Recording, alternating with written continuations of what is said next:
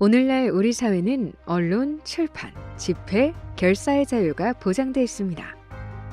따라서 다른 사람의 자유와 권리를 침해하지 않는 선에서 자신의 의견을 자유롭게 표현할 수 있고, 언론사도 다양한 정보를 국민에게 제공하고 있습니다. 하지만 1980년 5.18 당시에는 계엄 당국이 검열 제도를 통해 언론 보도를 통제했기 때문에 언론 출판에 대한 자유를 누릴 수 없었습니다. 1980년 5월 18일 이후 공수부대의 진압이 광주 시내에서 계속되고 있었지만 방송이나 신문 등 언론의 보도 내용은 사실과 달랐습니다. 특히 5월 19일 방송에서 계엄 분소의 발표라는 자막을 붙여 광주 시민들의 분노를 일으켰습니다. 또한 진실을 외면하는 방송에 분노한 시민들은 왜곡 보도에 항의하기도 하였습니다. 한편 지역 소식을 가장 빠르게 전달하던 지방신문들도 보도 검열로 인해 광주의 진실을 단 한 줄도 신문에 실을 수 없었습니다. 이러한 현실에 광주에 본사를 둔 신문사 기자들은 분노하며 좌절했습니다. 1980년 5월 20일에 전남 매일신문 기자들은 성명서를 발표하며 진실을 전할 수 없는 기자들의 당시 심정을 표현하였습니다.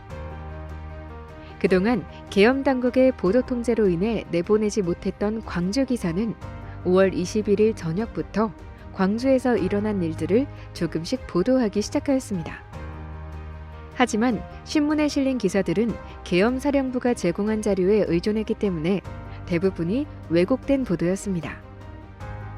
민주주의가 제대로 뿌리내리려면 언론이 제 역할을 다해야 합니다.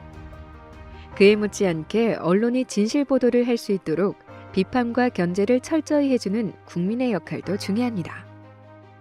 5.18 민주화운동 당시 언론이 제 기능을 하지 못하자 광주 시민들은 투사회보와 같은 소식지를 만들어 시민들에게 진실을 전달했고, 길거리 방송을 통해 정기 언론의 왜곡된 보도를 바로잡으려 했습니다.